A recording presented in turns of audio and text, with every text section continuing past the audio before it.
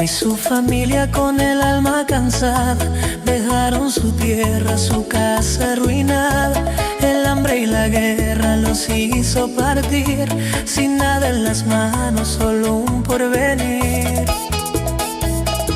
Padre, madre, hijo mirando el mar, un bote pequeño, su nuevo hogar. El viento soplaba, la noche cayó y el miedo en sus ojos también navegó.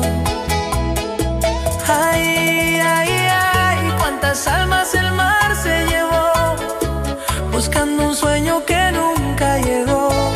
Arriesgan la vida por un nuevo sol y el mar los guarda sin compasión. Ay, emigrante, corazón valiente, tu historia duele, pero es presente. Las olas crecían, rugía el cielo, el padre luchaba cansado, sin duelo, sin salvavidas, sin dirección.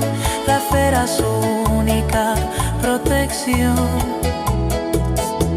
La madre gritaba, el niño lloró, el bote giró y el mar los tragó.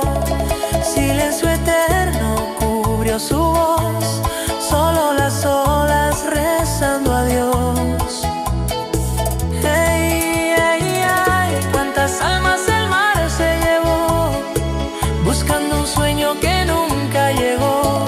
Arriesgan la vida por un nuevo sol y el mar los guarda sin compasión.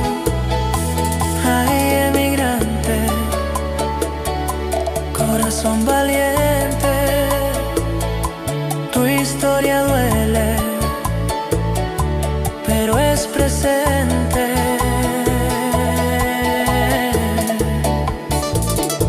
Nunca llegaron al país soñado, pero su amor quedó flotando en el viento. Porque quien busca vida no comete pecado, solo sigue el llamado del tiempo. El mar